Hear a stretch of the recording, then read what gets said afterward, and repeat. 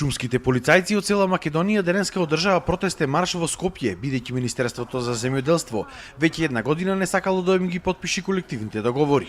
Освен договорите, бараат изголемување на платите за 30%.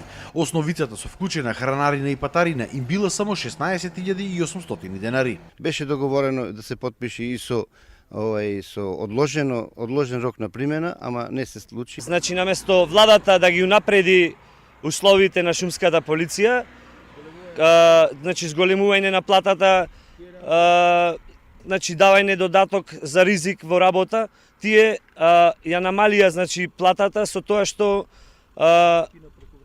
ги укинаа прекувремените сати. Бараме 30% за покачување за додаток како овластени службени лица заради тоа што носиме оружје.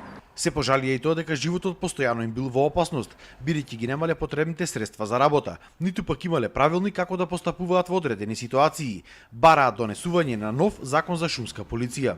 Прво не сме означени, како што реков пред малце, немаме униформи, значи оружје старо имаме, бенефициран стаж немаме, значи изложени сме на теренска работа.